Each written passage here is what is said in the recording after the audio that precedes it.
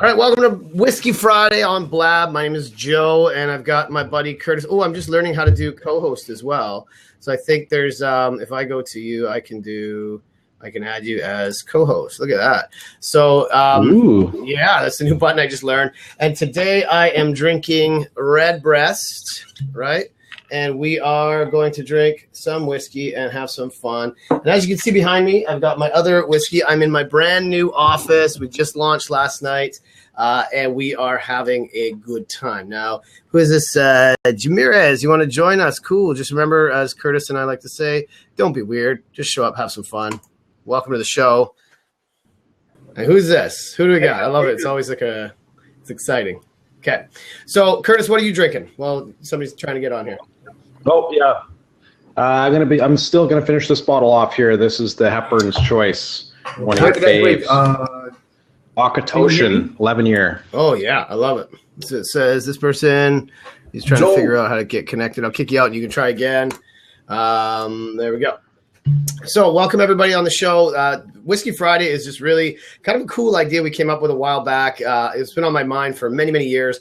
And it really is just simply exactly what it is. We're drinking whiskey, but we're talking business. And what we're trying to do here is talk about complex business challenges in a much more casual, relaxed way. What's going on, brother? And I love it. And what we're trying to do is really talk about some high-level stuff in a simple way, in a much less formal kind of setting. We do lots of webinars, lots of other stuff, but this is one thing where we just say, you know what, we want to sort of make this like if you're at the pub having a drink, talking business. That's exactly what this is. And so, how do you say your name? Jimenez. Jimenez, how are you doing? Where are you from? Where are you at right now? I'm doing very well. I wanted to, come in and ask Joe. Like I see these, like right now, and I'm thinking, how bastard can you be from your bitch mother? And you have all this money and you spend on an office. Curtis, you look like an egg with Okay. Well, we did get a get. Let's get awesome. Weird. That was the first one. So that's good. So our new friend, Well, so Nicole, I think I beat your guy that we had on the first Whiskey Friday. That guy was awesome. So, and we got him to take action. And the topic today, this was a great opening. The topic today is getting customers, getting people to commit and take action. I think this is something that a lot of people have challenges with, is getting people to actually, get people to make decisions. And so that's kind of what we want to do, because there's often this fear or this resistance to getting people to commit, because we don't want to come across like super salesy. And we've talked a lot about that. But I thought today we'd talk really about how to do that. And I'm still just trying to recover from that last guy. So I'm going to pass it to Curtis. What are some of your thoughts on sort of, because you come at it from a different aspect, different mindset often, and I love when we have this conversation. But what are your thoughts around getting people to take action and committing and getting to do stuff?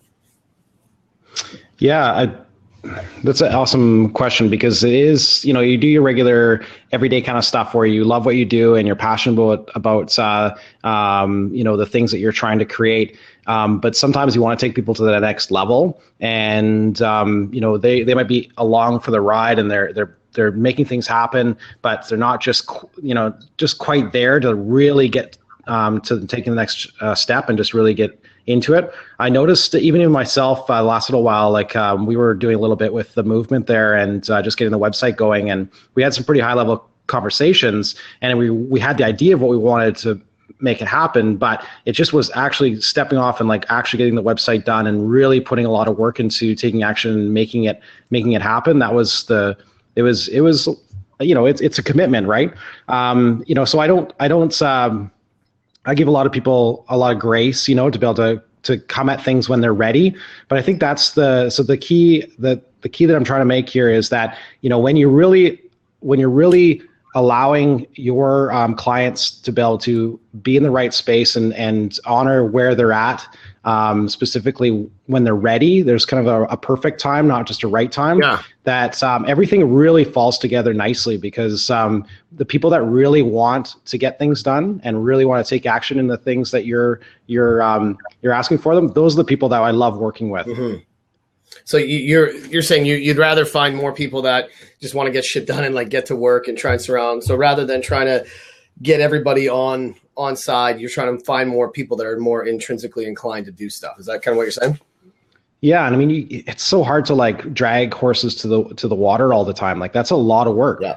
To be dragging, horses to the water and until they drink. And there's a lot of people out there that are, are kind of energy vampires when it comes to that kind of work. Or they don't have the in them right then to be able to make it happen. And nothing against them. It's just that they're not ready. Sure. So I guess the point I'm trying to make is that when a person's really ready and you really are on, you hit the right stride together, then things just organically, naturally, just really just come together, and you kind of take action at the same time, and you're getting stuff done, and then you kind of play off each other's successes, Okay. And like the little things like the simple live press that we installed in our website, and like you had just done it prior, and we're working together to be able to just build a business together. We're doing separate things, but we're feeding off each other's energy to be able to make stuff happen and get things done, right? Totally. So if you can do me a favor, throw that in the comment, something along the lines of, rather than getting everybody to commit, is try and find more people that are ready to find more people that are more likely to commit, right? So that's kind of one of the things. And one of the questions, what are some easy signs to look for to run away from a potential business partner? Ooh, that's a good question. I'm going to jump on that in a second here, because I want to just sort of to play off that idea for you, because for me, on the sales side, is we look at things. We want everybody to be a customer, but we don't need everybody. So that's kind of where you're coming at it from, is don't chase, like, as the two words that kill me all the time and makes my dog age unnecessarily are discounting and chasing, right? So I hate it when people do that. But at the same time, is I think, because I've coached so many salespeople and so many business professionals over the years, where that they come at it saying, well, this person's not ready, or they're not serious, and so they start to prematurely filter and prejudge whether somebody's going to make a decision or not without giving them the full show. So I love what you're saying on finding more of the right people. We need to make sure that we're actually putting in processes and systems and the right conversations to allow people to commit more often. And so that's why we build a lot of frameworks and stuff like that. So one of the things that we look at is I think if you're in sales, if you're everybody's in sales selling something. I love, I told you about Chet Holmes, The Ultimate Sales Machine. I love that book. And one of the things that he says is that it's your moral obligation to help people make decisions, because most people just really suck at making decisions. They're not ready to make commitments. So your job is not to sell them or manipulate them or trick them into it, but it's really about helping them come to a realization through your questions, through your conversations, where they go, oh shit, I do need to do something. And they need that bit of push. They need a bit of you can do it, some support, reassurance. But as long as you're not selling them, a lemon, right? You got to sell them something good. You got to give them something good. But if you can help them come to that realization, you can get people to commit much more. And Mike Bunk has joined. Awesome. Now I'm going to come back to, actually, you know what? Hey, Curtis, why don't you answer, because you're my new co-host. What are some easy signs to look for to run away from potential business partner? And your new name. I'm going to call you Gus from now on. This is going to be a tough one for me to answer, because my business partner is my wife. Yeah, so that might be careful. That's why it's funny to me. So tread lightly. I think that right away, once you start having trust issues, or when you're asking these kind of questions, your answer's already there. I mean, it is.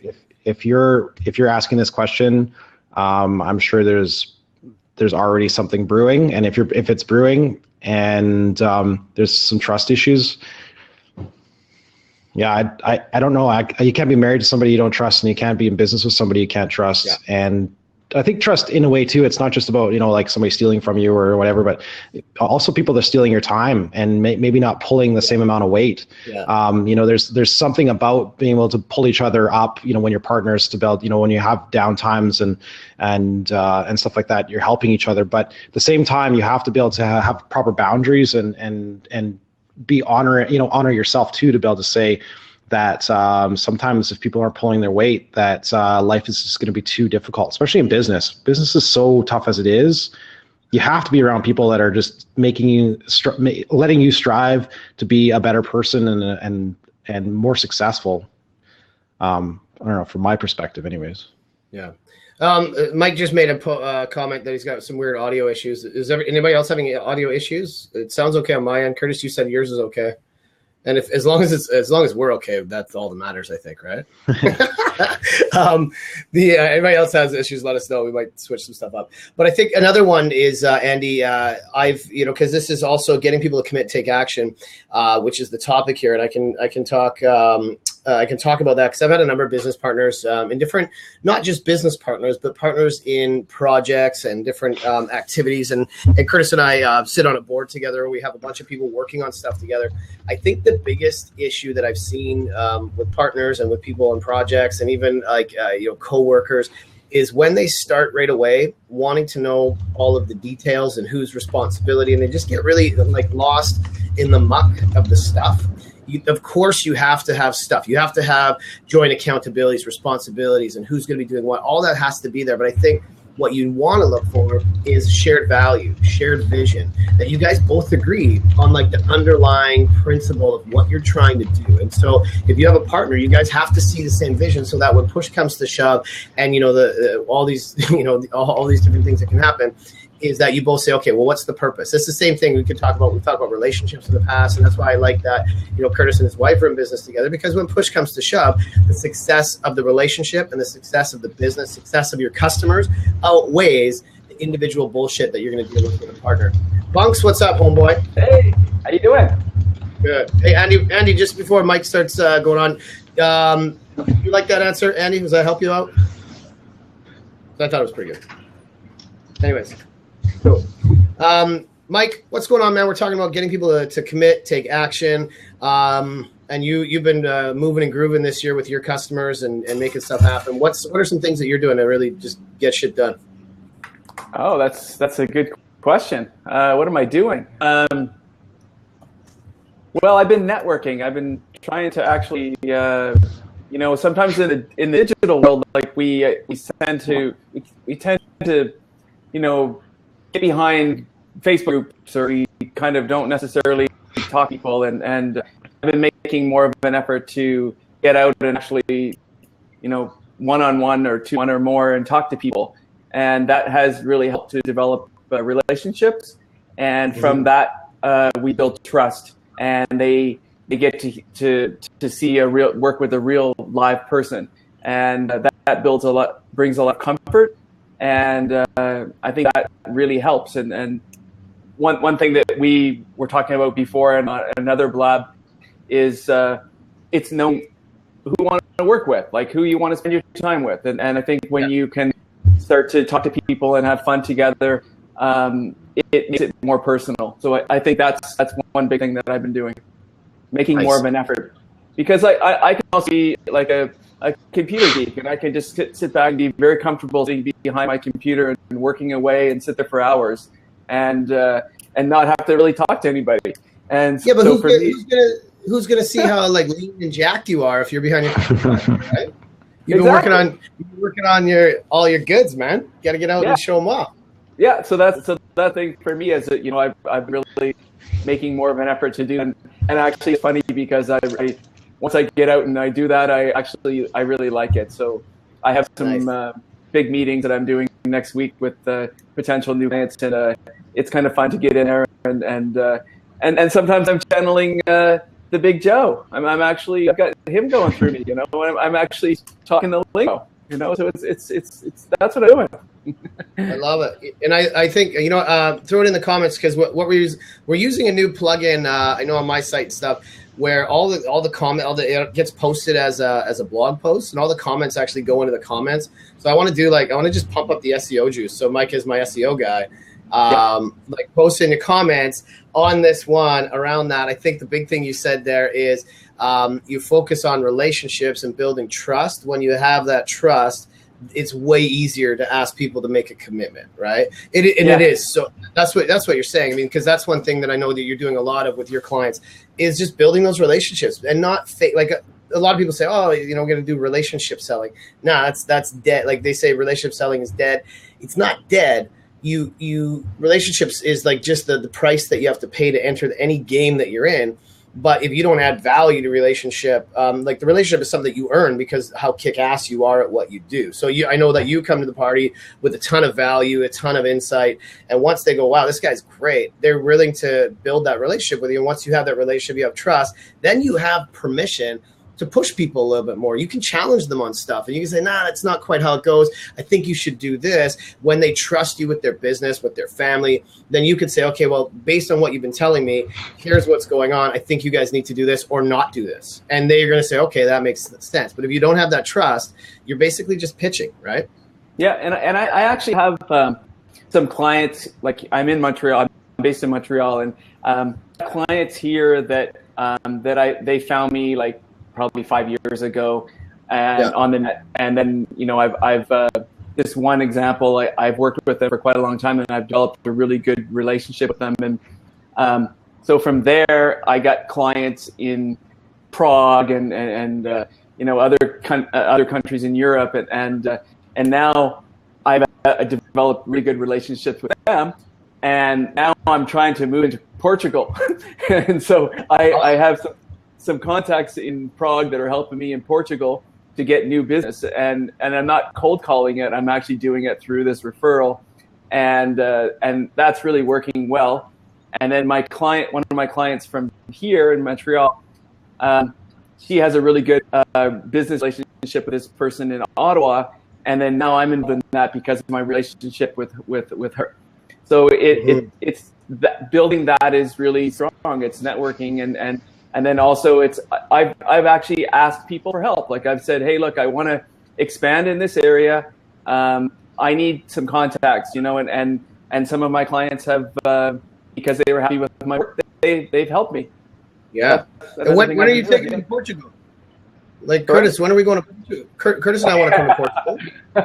Yeah, man. Yeah, what's the scoop, man? No, I'm not moving there. I'm moving into there with my company.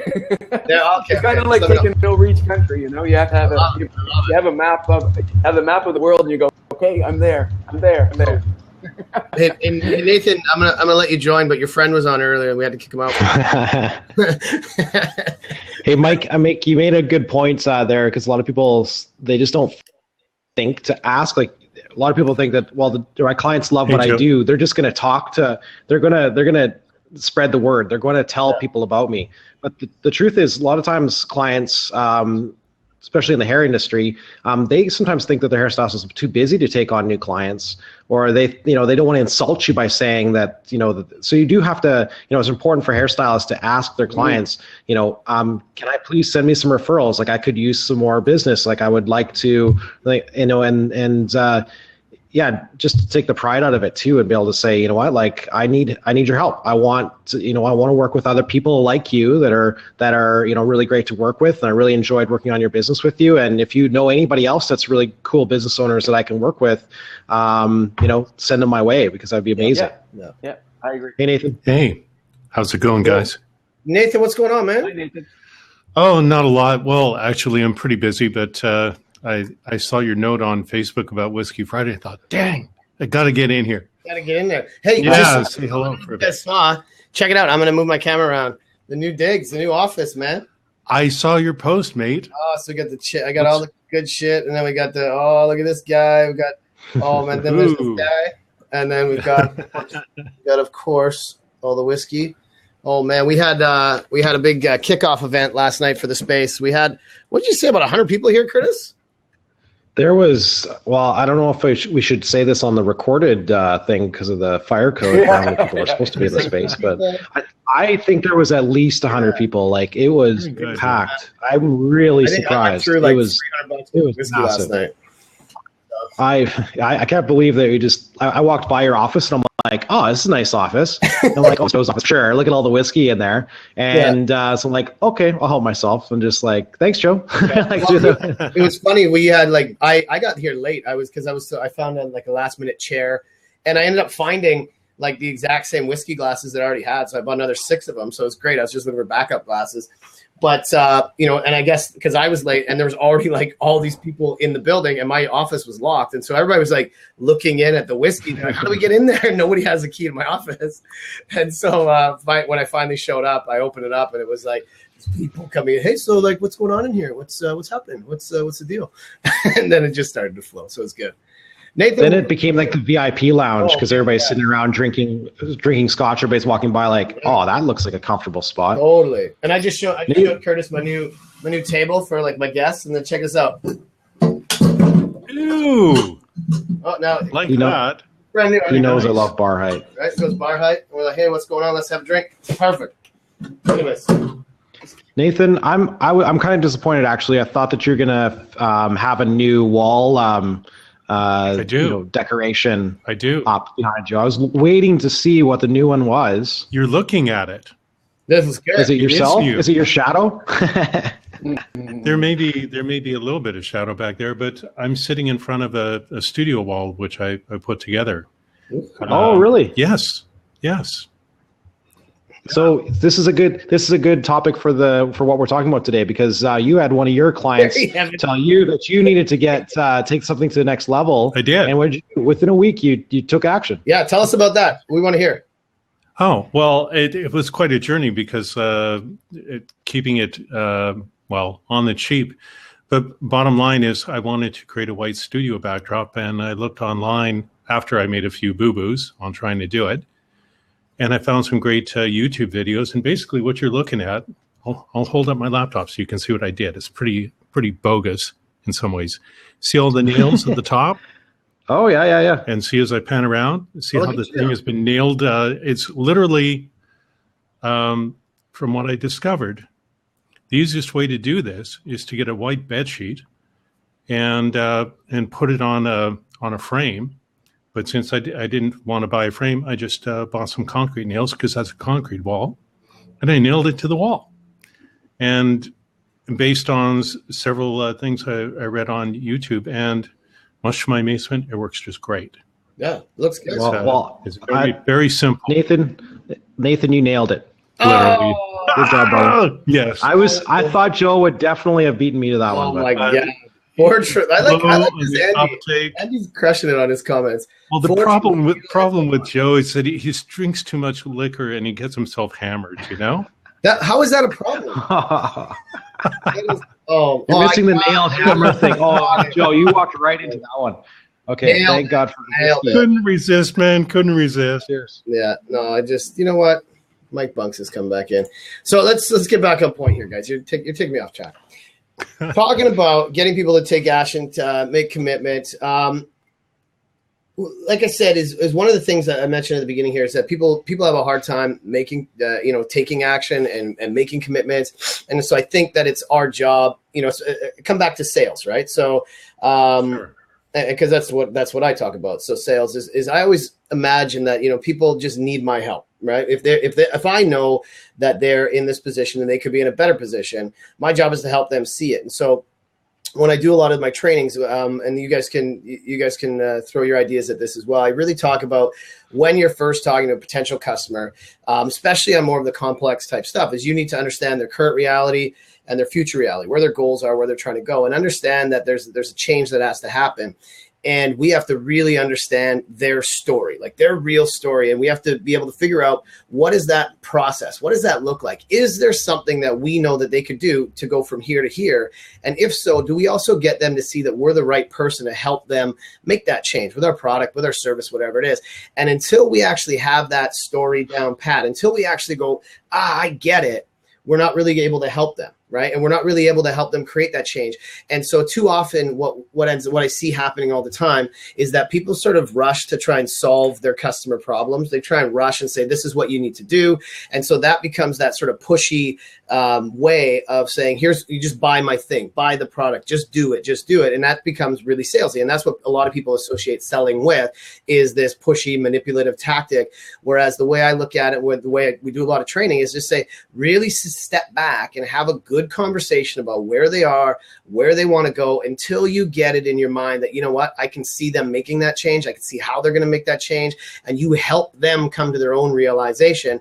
And when then you ask for commitment, it comes from a place of like, this is what we need to do. And you're excited about their journey, not excited about getting some money from them. And so that's kind of what I really want to sit on for a little bit here, is to help you guys. Let's talk about that, and just really, really tap into, you know, some of the things that you guys have both done to, you know, to move people from one spot to the other and influencing that decision, but from a place of caring and empathy and helping them solve problems. That's my preamble for that. So who wants to jump in there? I'll go for it. I just put a link on the side, because when you were talking about it, roughly about 6 weeks ago, after I made a really bad financial decision in my life, really bad, I started looking for solutions. Now, one of my things is NLP, neuro-linguistic programming, because I know from my own experience that I can create incredibly fast positive change through that. So I started looking to do with abundance, and I found a whole ton of videos on the topic. But the ones that really spoke to me were by a guy by the name of Rick Schnabel. Okay. And I posted a link to one of them. It's called From Self-Sabotage to a Millionaire Mindset. And when I watched that video, I wound up with 3 major takeaways from it. And as a result, I dramatically changed my course of action. And actually, last night, I made an announcement on a group that I'm a part of to do with this whole thing. Rick Schnabel and his organization, I connected with them in a huge way. They made an offer of free coaching. I accepted. I wound up on really great terms with one of the coaches, Cool. who then led me to the owner of the company. And since then, I've been in all sorts of conversations with Rick Schnabel, who owns the company, and one of his coaches. And a lot has been happening. And they've been pushing me in different ways.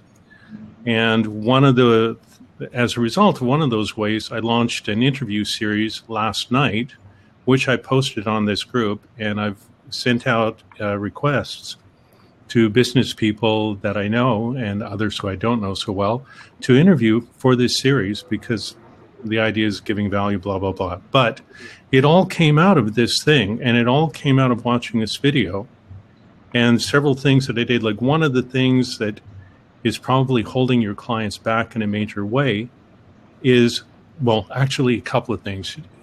One of the, how do I put this? There were 3 takeaways. A couple of them were taking your shoulds and turning them into musts. I must do this. Creating a why, which will make you cry. A huge why that is so big that it literally bops you out of bed in the morning to get things done. And then the third thing is increasing your energy. I've done all 3 in a major way and really upped my energy. And then what I've also been doing is reading a whole ton of stuff about manifesting and how that works. And I've learned more in the last little while than I've ever learned before. It's helped me so much in my understanding, so that I can see where previously I thought I was making all sorts of mistakes. I actually wasn't. But my biggest problem has been being impatient, especially when cash flow is, pretty tight. Yeah. But I've still stuck to what I needed to do, and I refuse to let people manipulate me, and one has been trying recently, and just sticking to my guns, knowing what I need to do, and just following it, and then, posting stuff, and then getting all this feedback from people, different bits of advice here and there. But the thing that I've discovered, and this is not just now, but from the past, years ago when I got into online marketing, I bought a course and I followed the instructions, and I really showed hard commitment to it. And the end result is that the mentor of the course bent over backwards to help me. And as a result, I had my first online success with his help. So I'm doing the same thing again. Only this time I have a much better idea of what needs to be done. But that video that I posted was an enormous help. And it might be the kind of thing, Joe and maybe Curtis and Mike, I don't know. Throw up a link. Yeah, he did. Throw up a link on the comment. I did. Oh, is that the one then? Yeah, yeah. Is that your project for the interview series too? No, the interview series is all about interviewing entrepreneurs about what they did to become successful, their challenges, the things that they want to share with people. Like I'm going to ask them questions like, hold on a sec.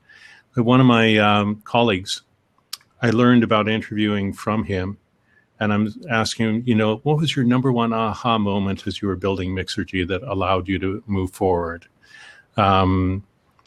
And he's been working on another project called True Mind. And I'm going, some of what you're working on is as far as I can tell, is very similar to something else I'm working on. I'd like to know more about that. Yeah. Because one of the things that I've learned really clearly is that the major reason people are dealing with mental emotional pain is because of their thinking process. And if they could learn how they're actually sabotaging themselves or causing themselves pain by the way that they think, and learn how to see what they're doing, then they can make some changes. And so I'm all about this. So your topic for today, well, I'm all over it, is one way of putting it.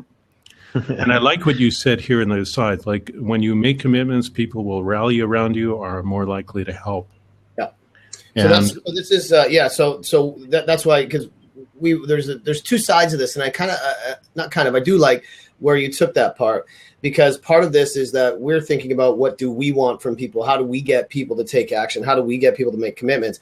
And on the flip side, where you're coming from, is we have to think about our own journey and be empathetic and say, when we do make commitments, when we do take action, what's the benefit of that? What's the value for us? And so when we're in discussions with our customers, when we're in discussions with pretty much anybody, it's not just customers, but in any relationships, is if you can show somebody that just by taking action, by making a commitment, there's not just the instant benefit of now you've got the thing, but there's all this extra benefit. There's the perception that other people have of you as somebody who takes action. There's people will see if it works for you and then they'll follow you. So you create this really cool sort of cause and effect as somebody that makes commitments. And so that's when we're talking to our customers, when we're talking to people, we have to also help them see that. This is, we do a lot of work on questions for people. And some of the most powerful questions are, what else can happen if you do this, right? Not just what happens when you do this, but what else is possible. So you create this opportunity, but also people only see so far when they take action. They say, well, I'm scared about doing this because it's going to cost money, or it's going to be hard, or it's going to be this. But you say, yeah, you're there. But what happens once you're there? Then what? And then what? If you help people see that cause and effect in the big picture and how this is integrated, it does wonders for them to go, oh shit, I better start. This is not a big decision. This is just the first decision. So cool. Yeah. And how about K Money, Curtis? What about you on that side there? Well, one thing I was going to mention too is just it's also good to just be the example that you want to show your clients as well. So when you're thinking about be the change that you want to see in the world kind of thing, just really show how you can actually make choices in your own life that make a difference, and how you're doing stuff in your own business. It's typically is kind of the hypocrite kind of side of it. You're telling people what to do and not doing it yourself aspect. But, and just also knowing your weaknesses too. Like, to tell you the truth, like I'm not really that great about making decisions. I find that I really crave having a number of options, like at least 2 options. And that's not always very helpful. And I think of it as kind of a like informed consumer kind of mentality where I'm like, I just want to pick the best decision. So I need 2 examples just to pick one. Mm-hmm. But, one thing I learned is that I need to make sure not to give myself too many choices, and also don't give other clients too many choices. Really just dial into exactly what that they need and say, this is it. And if they say, well, what's the other option? Like, is there kind of a part way, or like, no, this is the way. This is completely exactly what you need. This is it. That's and go for it. Yeah. No, yeah. That's huge, man. That's as I put it, tip. And this is a Curtis tip. So I'm giving you props for that tip. Actually, I'll give you props for that tip. Thanks, Mike. We'll see you later, buddy. He's just taking off. But yeah, making sure that you don't give people too many choices, because when it comes also from your confidence too, is people will respond to your level of confidence. And if 100% this is what somebody needs to do, and you can see the path. Most of the time people can't see that path. They're like, they understand it, but it's not hitting them in the right place. But if you say, well, we can try this, or we can do this, sample this, it's like, no, but that's not serving them. And so I have that happen a lot, where somebody's like, well, can I just hire you for an hour or a couple hours? I'm like, well, that's not the best way for me to serve you. That's just me taking your money. And so I want to help you create change. I want to help you actually improve your position, not just earn a living off of taking some of your money, because I do that. I have a lot of clients that are coaches. And so that's why I said there, that this whole phenomenon of coaching coaches is just like, it's not helping people, right? You need to actually move people through, a program of change. And if you move them from one reality to another, then you're serving them. And so if you're just, taking money for a service that's not improving their position, then I always say shame on you, right? And so, we talk about, being uncomfortable when we make choices. If somebody's uncomfortable making the choice, that's good. Right? As long as the risk is the right kind of risk. I talked to somebody yesterday, Sue, who was saying, she's feeling guilty about not taking action on something because she had to take a part-time job. I'm like, you got to remember that this part-time job that you're doing right now is the thing you need to do to get you to this new position, so you can actually make a decision. If you make that decision now, you're taking an unnecessary risk, and it's irresponsible. When you move to that new position, that risk at that time is much more intelligent, right? So that kind of stuff is pushing people, getting them uncomfortable, but not so bad that you might do damage to them, right? Yeah. The discomfort can be really useful. I mean, a lot of what I'm doing is outside of my comfort zone, but I also know that in order to get to where I want to go, I'm going to have to do some of these things. And these people that I'm working with are people that I know I can trust, partly because they've shown me who they are. And that's what makes a huge difference. It's not just me doing whatever it is that I'm doing. Yeah. I'm getting feedback and valuable information from them about what to do and how to do it and so on. And there's a back and forth thing. It's not just a one-way thing. If it was a one-way thing, that would be a different story. It's not. Yeah. And so it's tremendous value on my end. So, and their end as well. So we'll see where it goes. But yeah, there's a certain amount of discomfort, and there's part of it is with the unknown. How do I do whatever in this? And a lot of times it's, if I don't know how to do something, I'll either look it up, or I'll call somebody, or I might just think about it, see if I can figure it out. And if I can't, well, again, I'll look for help and hopefully get it. Yeah. And if I can't, I'll do it and see what happens. It's like getting on Blab the first time. I didn't know what I was doing. On Blab? Sure. Yeah, it's great. It's so fun. I showed people this yesterday. They're like, what is this thing?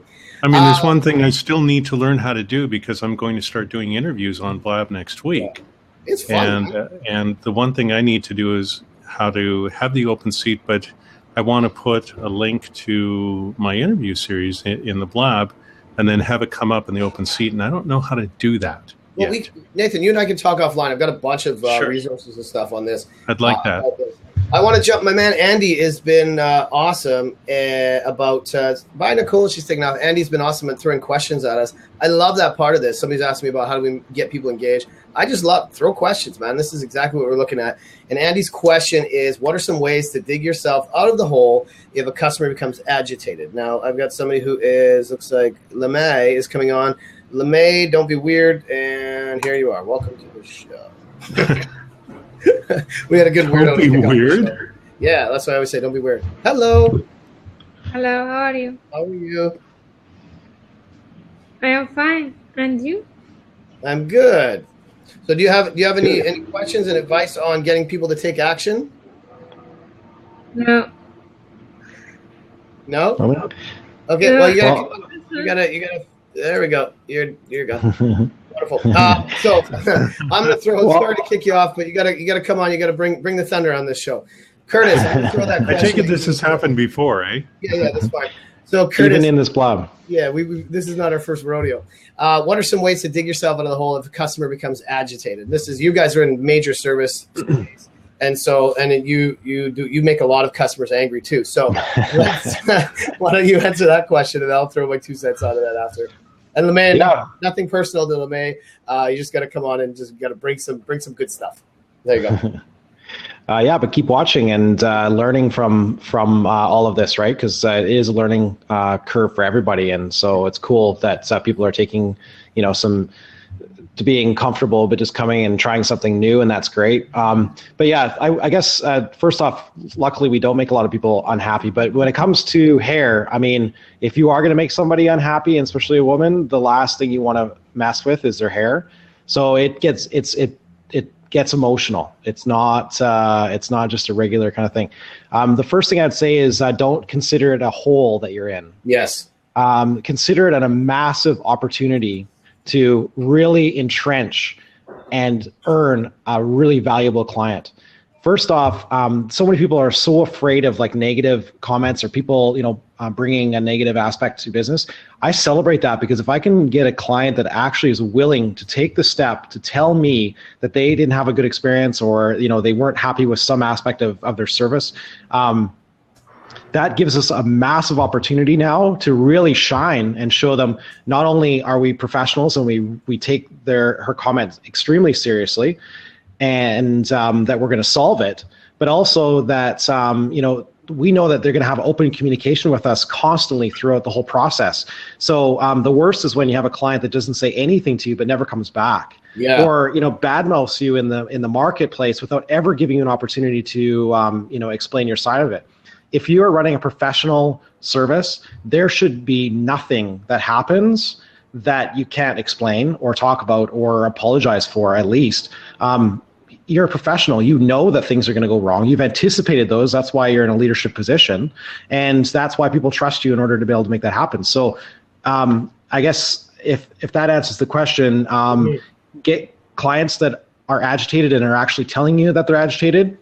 That's gold. That's mine that. And they'll bring other people on that'll be similar clients to themselves, and ask them for referrals after you've solved their problem. Absolutely, referrals. The best referrals are from customers you flipped it back on. Curtis, man, that was good. You gave me two things in notes there, sharing it, and Andy, that's a big piece there. And I think coming back to everything that I talk about in all my stuff is don't be weird, man. Like, be normal, be human. Shit happens. Right? I've been an unhappy. Has anybody ever not been an unhappy customer somewhere? Right? And think about everything we always talk about is think about empathy. Right? If this was you as the customer, what do you want to see happen? Right? You don't want somebody that's kind of passive being, well, that's just how it is. That's policy.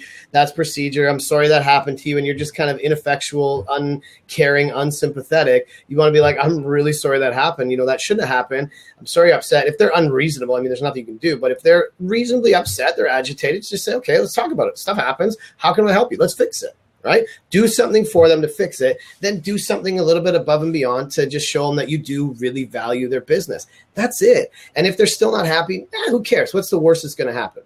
Right? I've had in the past unhappy customers, and I've been an unhappy customer. Stuff happens. You can't please everybody, but if you let that control like who you are and how you are, it's about being normal, being not weird, showing empathy, and just thinking about how you'd want to be served, and taking all the BS, be like policy procedure stuff out of it. Just help them solve the problem. That's it. The same thing on your sales process. The same thing when they're upset. So those are my 2 cents. Nathan, what about you, man? You make a lot of people mad. Tell me about that. Well, I seem to have done that recently, although not so much mad. I had a product that a guy wanted to use for a sales offering, and unfortunately my copy wasn't very good and it didn't sell. So what he's been trying to do is Which to get happens, me. Right? That happens. Yeah, it happens. But what was really hilarious is he said, "Well, because it didn't sell, you're a bad marketer." And I'm going, "Excuse me, you're calling me a bad marketer from one sales offering?" It's like, and meanwhile, I've done a whole bunch of other things recently, and I've wound up with a whole bunch of closes that work just great. Yeah. Anyway, I didn't tell him about that. But what I said to him ultimately is like, he was then trying to get me to write new copy to help promote this product, which has just been in my archives. But I'm saying to him, look, I had a really bad experience a couple months ago where a couple of people, one of whom I thought was a friend, asked me for material, and I produced a whole bunch of really great stuff. And when I went to both of them to get paid, they turned me down flat, and I lost about $7,000 in commissions for my work. Needless to say, I was really pissed off and angry. Wait, But when so I thought it through, hold on. So you said you did the proposal and then you didn't get the gig? No. 2 clients came to me for work. They asked me to do work. I produced the work, and they refused to pay me for it. In both cases, and one even like went as far as to steal it, put it on his website, claim credit for it, on and on. But what it really came down to is afterwards, I had to look at what happened, and I thought, okay, my reaction was to be angry and to blame. And then when I looked at it, I realized I made a whole bunch of mistakes, made assumptions, and I redefined my boundaries. Yeah. And I said, look, you want to work with me? These are the conditions. Well, this new guy popped into my life, then tried to get a whole bunch of work out of me, again, trying to get me to write something for free with the idea that he could do as a free promotion. But it was stuff that I would charge for. And I told him to forget it. I said, I'm not going to do this. But he won't leave it alone. He keeps trying all these psychological manipulation tactics on me. And I just keep saying no. And finally, what it's come down to is a very simple thing. Yeah. You're not respecting my boundaries. You won't listen to me. I'm saying no for a very good reason. I don't want to do this, period. And I'm not going to let myself get drawn into it. So I've made myself a promise. He tries it again, I'm ending the relationship. And let's. I want to jump into that for a second. Is the Please whole do. idea of firing your clients, of firing? Yes, people absolutely. And Absolutely. not as your first point of attack, but It's gone back and forth like about a dozen times now. There's a time to say enough is enough and say it's over. Yeah. So here's the thing, and I always, because again, I do sales, and we did it on our show last week. We talked about systems and processes and habits, and I discussed an idea I use all the time called fix, find, and prevent. So, and to come back to Andy's point on agitated customers, sometimes you get to the point where your customer is agitated and they're angry, and sometimes it's too late, right?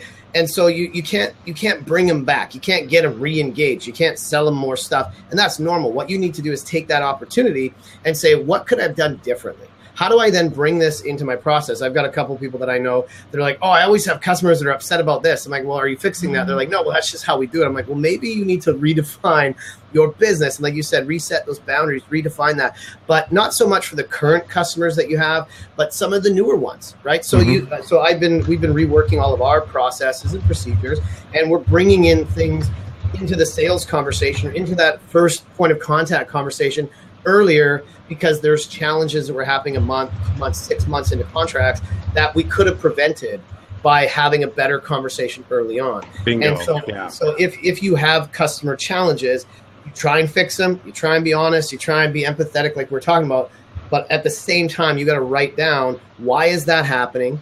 What could you have done differently? And how do we then institute that as part of our business plan for brand new customers? And that's how you scale. That's how you escalate. And you start to think, what are the ideal people that I want to work with? And you're going to have a group of customers eventually that you don't want as customers. And you kind of redefine what the right mix of customers looks like. You guys all with me on that? Yeah.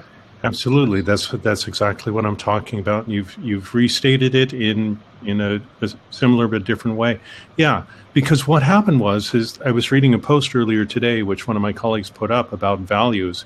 And what happened is I redefined my values and how I would work with people so that I wouldn't have this problem again, so that when the problem did appear again, I could look at it and go, no, I'm not doing this. This isn't right for me. And I don't care how many times you ask for it, it's not right for me.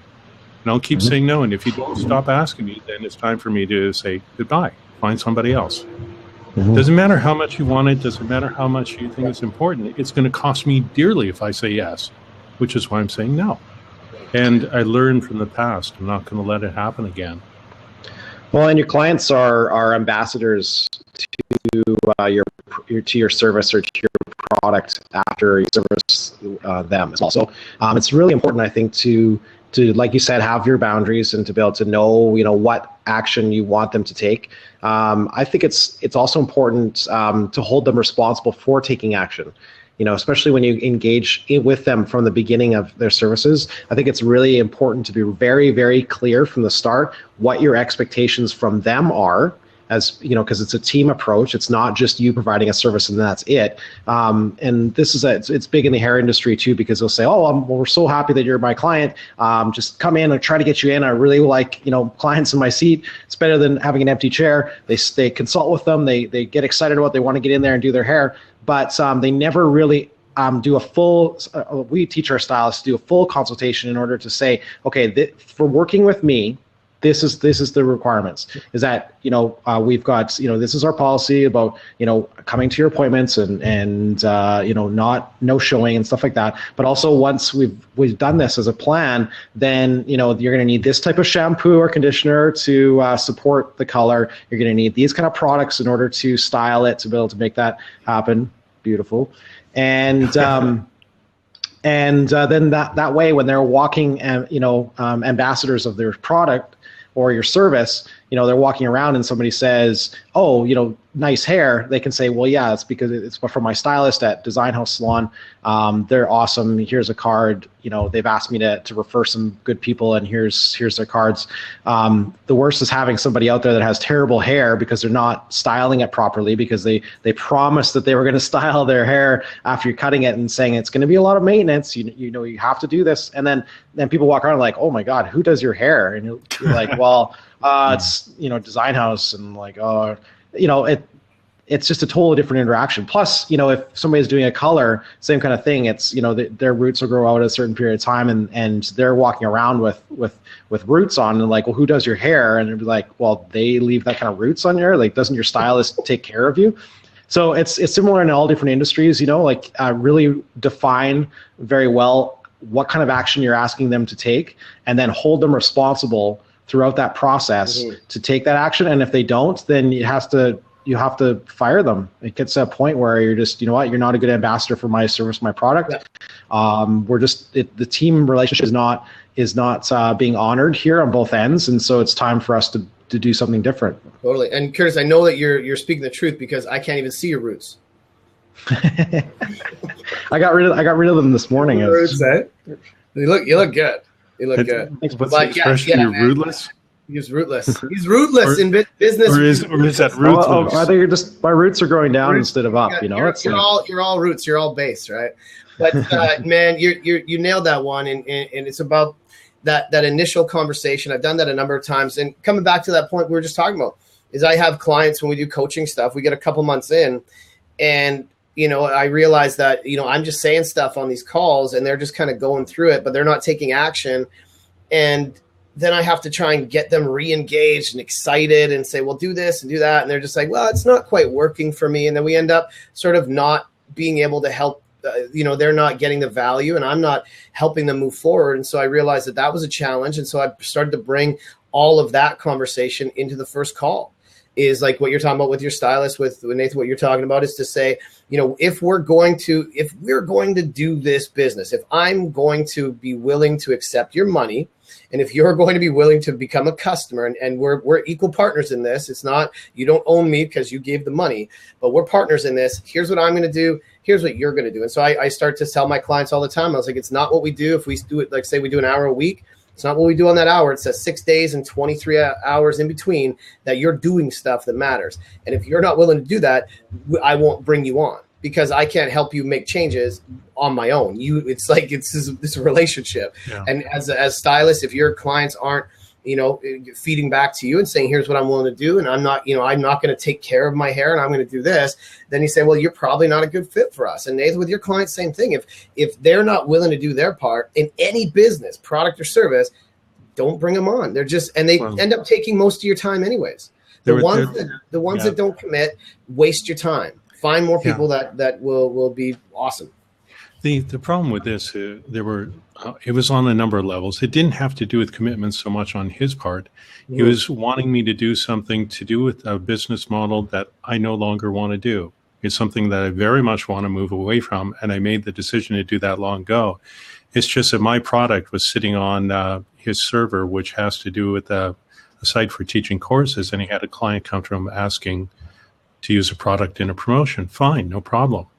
But when he came to me to try and get me to do other stuff, that no longer fits with my business model or where I want to go. And despite the fact that I'm good at it, it's like, no, I don't want to do this anymore. And it doesn't matter what you say to me. And I'm not going to do upfront work on spec. Forget it. I've done that way too many times and I've been burned. And I refuse to do it unless it's something that I choose to do from my own place with my own boundaries intact. If I do it in my own self-interest, that's different. But somebody else's, no, not in that way. And I knew there were all these problems. He didn't like my style. He wanted me to change this and that's like worse than the worst editor I've ever had. It's like, forget it. You know, I know better. It's like, I'm out of here. See ya. So ask as much as you like. The answer is no. It's not right for me. And if you don't stop asking, see you later. Bye. Love it. That's what it comes down to. Totally, man. And we've got, and yeah, absolutely. And Greg made a good point here. Greg, fix your microphone or whatever. Just come on if you can. I miss you. Greg. But he said the question that he's got here is, I asked, what are you not willing to do when he's doing his initial consult? And most of the time he says, you know, they said the last one he said is that I'm willing to do whatever it takes. And that's, if you can get people to commit to that before they give you money, if you can get them to say, yeah, you know, I can see this, and you say, let's get it done, money's never the issue. And I've had a number of clients that I brought on that money was super tight, and this was an uncomfortable decision to invest in my services. And just being able to see very clearly in my mind that they can go from one reality to another, knowing that if I don't help them get there, who will? And for the cost that they're going to pay, it's something that's a reasonable thing. We've got all sorts of risk mitigation and risk reversal in the process. But if they don't do this, that's my thought is, if not this, then what? Right? What, like, I know that you want to do, I can see based on our conversation, you want to go from here to here. How are you going to get there if you don't do this? Right? That's typically a question. They're going to say, well, I'm kind of thinking I'll do this. And back in the education days, they'd say, well, I'll just work and I'll save up money. But you're at this point in your life, you haven't saved that money. What makes the next 6 months different? Right? So you need to take action and do something. And okay, so Andy is answering my question. He's a good old boy. He wanted to know some of these psychological manipulation tactics. I just don't want him using this stuff for evil. Actually, what's that? Can I answer that? Because he did direct the question at me. Oh, Nate, yeah, Nate, sorry. Yeah, go ahead, man. I thought I didn't even see it was to you. Yeah, hit it, man. I was actually typing a response to it, but one of the things that the guy was attacking me of is telling me that I had a bad attitude because I didn't want to do this, despite telling him why I didn't want to do it. And then the other thing he did is he said, you know, I'm not so good at marketing, but you're a terrible marketer because you did this and it didn't work and it didn't buy. And I'm going, excuse me, you're giving me a sweeping condemnation of everything in my entire life because one sales process didn't work? Come on. I mean, I'm just going, okay, my copy didn't work. That's fine. I can redo it. And I can give you more copy if you want it. But, you know, the other thing is he kept hammering at me, trying to get me to do this stuff and telling me how long it would take me. Now, that's a major boundary violation when a customer tells me how long it's going to take me to do something as a writer. It's like, come on. It's like, no, you don't do that kind of thing. So all these boundary violations, all these red flags, him complaining about what I write on top of it and saying you have to do it this way. It's like, excuse me, you're the worst possible client. You don't like what I'm doing. You tell me my style is bad. You tell me I have a bad attitude. You tell me I'm a terrible salesperson. You tell me all this stuff. You tell me that I have to rework my entire course because of your thing. Are you nuts? Excuse me. I'm not going to do this. Yeah. You don't want to work with me. It's fine. Yeah. But don't tell me that I have to reinvent my entire life to suit you. I'm sorry. I'm not going to do that. And I think that's why I like what you're saying. Just go back to the beginning and say, you know what, maybe we can look at building those boundaries early on in the process. So when it gets to that point, you don't have to have that conversation, because typically, you know, I don't know the whole scenario, but it's usually coming from this place of doubt or insecurity or miscommunication. And when that happens, and it goes back to Andy's first question about how to know if you have the wrong partner. And when you talk about business partners, it's the same thing. Your customers are business partners. Right. So it's the same boundaries you got to create. And if you haven't set that from the beginning, then you're just making excuses. Right. It's a good question. And I had never intended for any of this to happen. I mean, the whole thing started with him writing to me out of the blue and asking me, can I use your product as part of this promotion? I wasn't doing anything with it. Sure. And then it evolved into this other thing, which was, for me, a boundary violation. And I finally had to say, no, not doing this. I know you want this. I know it'll help you, maybe, but it's not a fit for me. It's not a part of my business model anymore. Sorry, but that's the end of it. The trouble is that the guy has not been respecting my boundaries, and it doesn't matter how many times I send him, he crosses them. So the only solution left to me when somebody does that ultimately is to end the relationship. Nathan, you want me to call this guy? I don't even know his number, actually. I haven't a clue. Well, okay, there you go. We are coming up on, we started about 10 after, so we got about 5 more minutes. I want to maybe just go around. I always do this because I don't know what order you guys are in. I'll go with Curtis, then Nathan, and then we'll go with me. And anybody's getting customer action market. You know what? I'm going to answer that question for Scott after we finish the recording here. So I'll go Curtis, then Nathan, then me, and we'll close off like Jerry Springer's final thoughts. And what I'd like you guys to do here is, because I really want to just tighten that we started really tight, got a bit loose. I want to bring it back tight and say, okay, we want people to take action.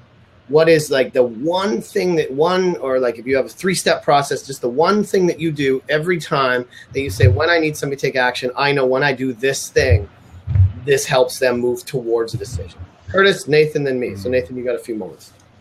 Oh, great. You got until Curtis is done. Well, okay. Probably. No, Curtis first. Curtis first. Probably. Curtis, then Nathan, then me. Oh, sorry, you said Curtis. Sorry, I screwed that up. I thought you were doing me first. Yeah, Nathan, you have to respect our boundaries on the order Respect my boundaries, that we talk here, okay? You know what? Just Because don't at least. This relationship won't go where you want it to go if you don't respect Curtis and my boundaries. So Joe, I guess the final thoughts, just to like recap on some of the things that I had mentioned. You know, when people start going into business, you want to think that everybody is your client, but you have to have a target market that you want to work with, and part of that target market is not just the demographics of what like a certain type of for us, for hair or for age or whatever it is, that there is actually a specific, type of client that you want to work with. And those type of clients are people that are going to commit to taking action, that are going to be good ambassadors for your brand and for your services and for your products. And the other is just being the change that you want to see in the world for that. So, take steps in your own business to emulate what you project as the kind of clients that you want to work with. That, certain things that you are asking people to do, that you're also doing those in your own business. Is that part of that is not giving them too many choices, being able to give them an opportunity to have a clear sense of exactly what you think is going to be the best course of action in order to be able to make this successful, and be very clear with them what kind of steps they need to take in order to support their success.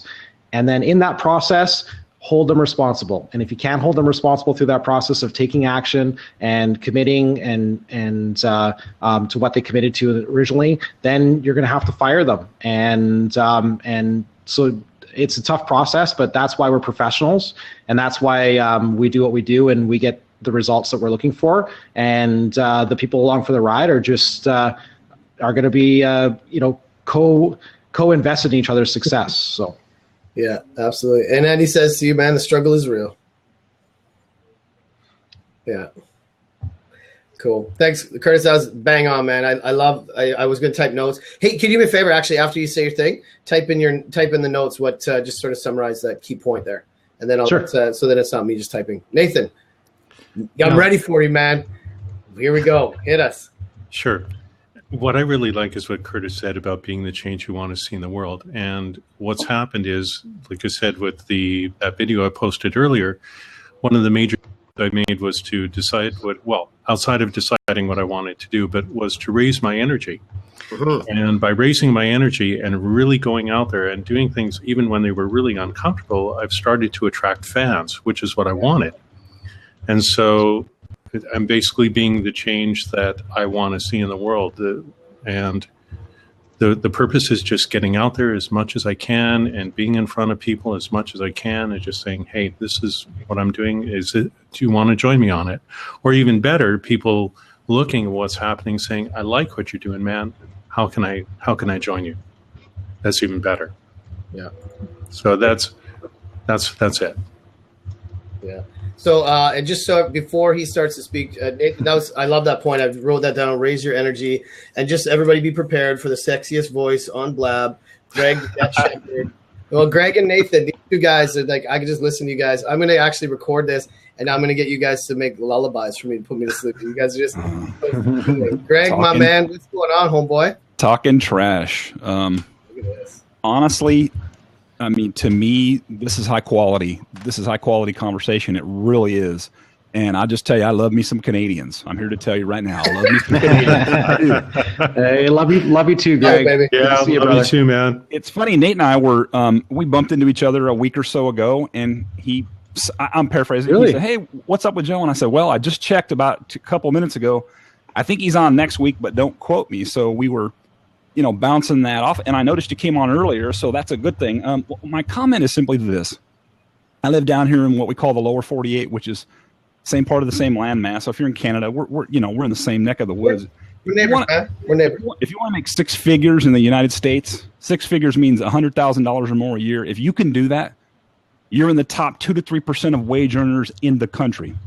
Now, the only reason why I bring that up is this: is most people that I have run into, talked to, had any contact with that are coaches or consultants, and I have been online consistently, professionally and personally since 1998. Right? I'm 46 years old. And most people that want to coach or consult, that's the kind of income they're looking for. So I brought that point up simply for this. These processes that these people are talking about, you have to master these. And I'm not saying that I have, right? Because I'm still a full-time banker. I admit that openly. And I do this stuff on the side. They're not easy to master. But once you get the hang of them, because I look at commission loan officers that I know are making $150,000 to $200,000 a year because I see the deals they bring in and I process those deals. And they're so smooth. It's almost effortless. And I know they have tough days where they have to make tough phone calls and they have to make tough decisions. And I don't see all that all the time. But by and large, I'm like, hey, I need you to help me. This deal's about ready to blow up. And this one guy, hey, this is John. How you doing? Are we still friends? He's known the guy for 20 years. Look, something came up, and this is what we need to do to fix it. And in 2 minutes, 5 minutes, it's over with. It's taken care of because the trust is there and the communication is there. So talking about this stuff is really important because I love it what you were talking about, Joe, the thing of what, and somebody taught me to ask, what are you not willing to do? I wouldn't have ever figured that out. I probably maybe would have figured that out, but it would have taken me a really long time. And that's part of what I ask in the beginning. What are you not willing to do? And I've had people that say, well, I'm willing to do whatever it takes. And then, they didn't sign up with me for whatever reason. I don't lose sleep over that. How can I improve my questioning and my initial consult and then maybe capture more business? Instead of, well, they're just lazy and they don't want to get out of debt and do all these other things. So it's a lot of hard work. But my point is this, and then I'm done. If you want to make six figures in the United States, you're going to have to work your ass off. Now, even if you say, you know what, I don't subscribe to that, Greg. I'm going to only do 2 or 3 units or clients a month, and I'm going to charge a higher volume. That's cool. I'm cool with that because I like dealing in my business with a loan officer that does a higher per loan unit and a lower volume. It's higher quality. It's a higher quality borrower all the way around, and it's less BS overall. Now, you're going to run into problems that you have to know how to solve, but generally speaking, I don't like the low loan amount, high volume because you're working so much harder just to keep that pipeline flowing. But there's pros and cons to all of it. And the thing is, man, that was a huge post over there. The thing is, I love it when we're getting ready to hopefully bring on a new salesperson that she just got interviewed 2 days ago.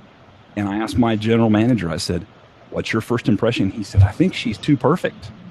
He said, the sales manager has been in the business forever. Just a great person, down to earth, just so real. I mean, you can just call him up and he's a normal guy. He said, that's the best interviewer I've ever seen in my life. And I'm like, that would scare me a little bit. But anyway, said and done, if this person does come on board, because right now we have almost nobody at my particular branch in the sales force. So, we need some people out there selling. And my branch manager and I are like, we're willing to overlook, if she's a diva, fine. And I'm like, here's the bottom line. This is what I want to be doing a month, $2.5 million. This is what I want to be doing. And I'm like, I like all that. And that's all nice and fine. But here's the bottom line. Very quickly, I know based on 15 years in the business, whether you know what the hell you're doing or not. And your clients, when you're talking to them and having that consultation, they may not know what the process is, but if you don't know what you're doing, they're going to smell it. They're going to know that somewhere, I think deep in their subconscious, they're going to know that, whether they're committed or not. Does that make sense? Makes sense, brother. And we're gonna keep talking. I'm gonna wrap this up now for the recording because we're right on the top of the hour here for the recording, and then we're gonna keep chatting. I want to keep talking about this. And you brought up there's a really key thing. I'm gonna close up here with my sort of Joe's final thoughts. I don't know what we call this part, but and Nathan, my diva friend. This is for you. But, I would never call myself that. But I did a big call, like, because I like what you're saying, Greg. Is like you got to work your butt off. And bottom line is, if you're selling, you're trying to get people to commit. Be normal. Like I talk to executives, CEOs, and just people around the world are stressed out. They're focused on their stuff. If you come at people the same way that you come at your friends, it's so much easier. Stop using words. Stop trying to sound smart. Stop trying to be the expert. And I always call there's called a love triangle when you're talking to people, especially in selling. Is the people fall in love with you, them, and the info. And if you start putting info and all that stuff out there, they start falling in love with the info, and we tap into that neocortex part of our brain, and they want to talk about the stuff. It doesn't matter about the stuff. And what I was saying about getting people to make commitment is I can take in any industry, and I guarantee you guys can throw any industry at me, and you can tell me sort of how it goes and what your customers are and how much you know about your product and process. And I can bring somebody that knows nothing about that industry, and I can teach them that process of asking questions, understanding the current reality, understanding where somebody wants to go, having an idea of how they're going to get there, and getting to the realization of, yeah, we could probably help you with that. And for them to feel that you're a really good facilitator of a conversation. That's everything that matters up until getting people to take action and make commitment. Then we say, okay, now what's the details? Now we get into the details. But too many people go details first and get lost in the muck of the stuff, and we start to discount, we start to chase, we start to talk about shit we don't need to be talking about. So if you want people to commit, you have to be really friggin' clear that this is a good thing that they should be talking about before you start saying, let's get into it. Does that make sense, guys? Yeah, right? I made it. That was my biggest mistake when I sold in my first year in the business. It was all the details, and I didn't know I was doing that. I thought I was supposed to do that. That's the kiss of death. Yeah, that's the kiss of death in selling. That's the kiss of death in commitment. That we try and solve problems for people and tell them the answer, tell them the punchline. We got to help people get to their own reality, get to their own punchline, and go, I get it. And then you have to be so excited to say, let's move forward. Let's do something. And you help make people uncomfortable. I love what Nathan said about raise that energy. Curtis talking about being partners in success for your clients, all of this stuff. And it comes down to just being fucking normal, right? Just be normal. Use words that normal people use. If you wouldn't say it to your friends, why are you saying it to a customer? The same way you care about your friends is the same way you got to care about your clients. And that's pretty much it. People know that you care, and you build that trust, as everybody's talked about. You build that trust. They go, you know what? You're normal. I believe you. I trust you. What should we do? And then you move them forward. And that's it. That's how you get people to take action. Is you're partners in success together. So that's it. That's it for today's Whiskey Friday. I'm gonna stop the recording. We're gonna keep chatting, and I thank everybody for joining. Curtis, Greg, Nathan, Mike was on. A couple really fun newbies came on. Greg, you missed the opening. It was awesome. That ended really quick. The new visitor. So thanks for today. I'm gonna stop. We're gonna keep chatting, and we are done.